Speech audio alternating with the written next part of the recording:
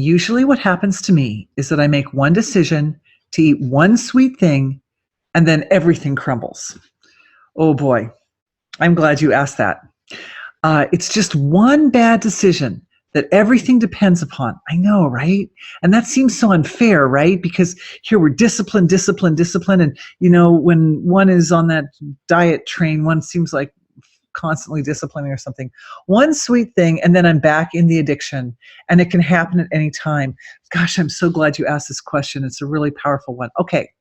So this referencing a course that I took on physiology at our local university, that sugar is literally more addictive than cocaine. Sugar is addictive. It is a chemical, and it doesn't actually benefit the body the way we eat it in our modern society. Back in the day, in the springtime, or the summer or something, people might find some berries and eat them, and they might be a little bit sweet, But in our modern day, the way we've sort of isolated the sugar out like this chemical that goes in lots of foods, and if it's got the corn syrup in it, it's really not good for you. So we know that. So the first step is to stick with as healthy sugars as possible, because the more processed a sugar is, the more addictive it is. So that's one thing. If we're feeling like, oh, I really want something sweet, that's the first thing. The more natural the sugar is, the more it's combined or chelated, I think is the word, but more it's like integrated with other materials like the little fiber and a little bit of other flavors. And so the better it is for you, roughage. The second thing is, and this was a study that I read in that class on rats, that if the rats were given the sugar on an empty stomach, they became addicted much more quickly than if they had eaten some kind of healthy food beforehand. Think of the way alcohol works in the body.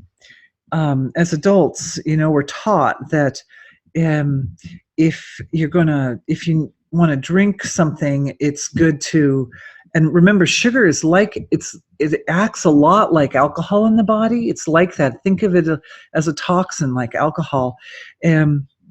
That if you have eaten something that's a little bit denser for the physiology to metabolize, particularly a protein, then when the sugar comes in, it won't be as attacking on the body or damaging on the body. So you won't have as powerful an addictive effect from that one bite of sugar if you have taken something healthy first. So if you can possibly do that, that's good. And I'm going to talk in just a second, about how we can organize ourselves to do that. Another point is, and I come from a family with diabetes, so I know what it's like to have reactions, really pretty intense reactions to sugar. If you have sugar and the body kind of goes out of whack, it all falls down like, oh, I'm not having sugar. Oh, I've been a whole month without sugar. And then the holidays come and I think, well, I'm just going to have a little bit of sugar. And then I have that little bit, it's like, oh, I'm going to have more sugar. And it's just like all of a sudden a lot of sugar, a lot of sweets, and a lot of other foods too along with that are probably not that great. What I found is it's easier for the physiology to wean off of it. And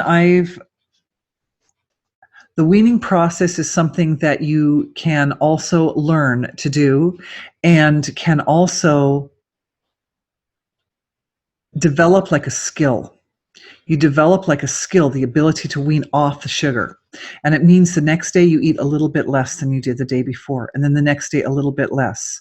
And it's more important that you continue eating a little bit of sugar each day and wean off gently than attempt to go cold turkey, which will create stress in the physiology. It will strain the physiology and can actually backlash.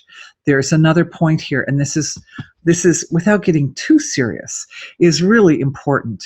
And that is, sometimes if the body has been deprived of something like sugar that it wants for a long time, it literally is trying to reset itself by taking in some sugar. So if you have 2 or 3 days where you're eating a little bit more foods that you think aren't necessarily your goal foods, they aren't your ideal foods, rather than being very hard on oneself and feeling like, oh, I'm so horrible and I'm not able to discipline myself and I'm blowing it, don't think that. It is entirely possible that your leptin levels are resetting.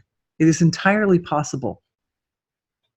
I just went through that for a few days. I've been off sugar now again for 2 days, but with the holidays, it was a little tricky.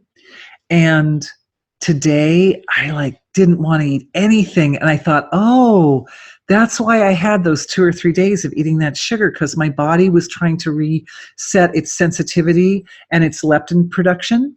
And it's not the leptin production, because the leptin's produced in the fat cells. So as long as you've got fat cells, you've got plenty of leptin rolling around in your body. By the way, for those who don't know, leptin is a hormone, which is the thin hormone. It makes you not crave foods, and it makes you have a lot of energy, and it allows you to metabolize fat really well. But women especially tend to be insensitive to leptin. And sometimes if the leptin sensitivity starts to get to be too much, then the body will start to want a little bit of sugar. And you may have a day or 2 or even 3 where you're eating a little bit more than the usual of that. And it's because your body is resetting, and it's a gift. And it's really important to take it lightly and not be mad at yourself when that happens, because you are literally helping yourself lose weight by eating sugar. So there. So habits.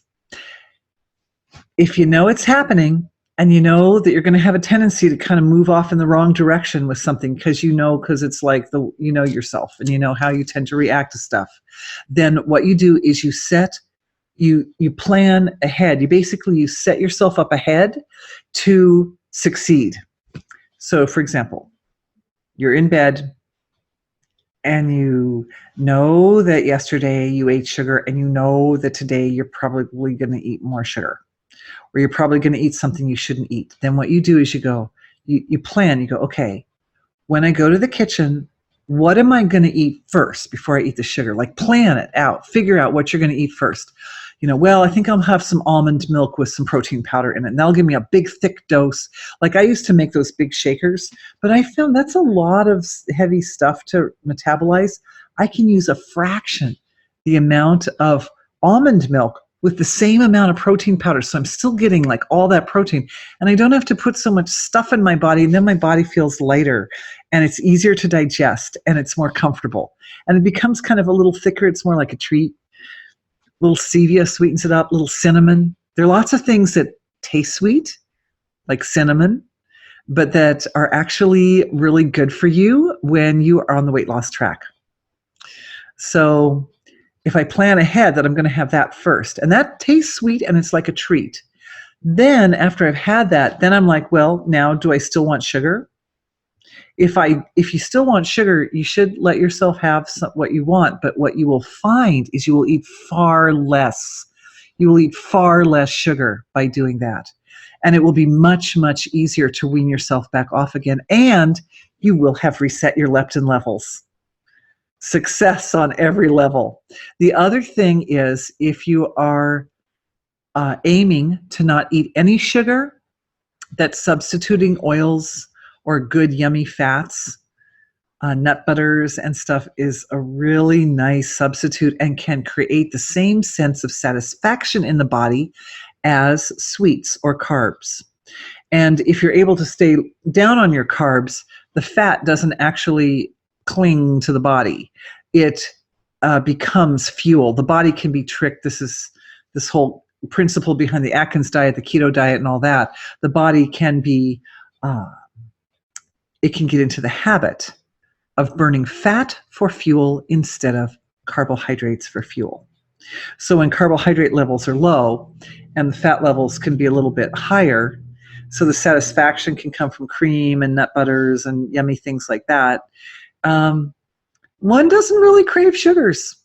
If you get the body into a state where it's burning fat as fuel rather than carbs, one really doesn't crave sweets.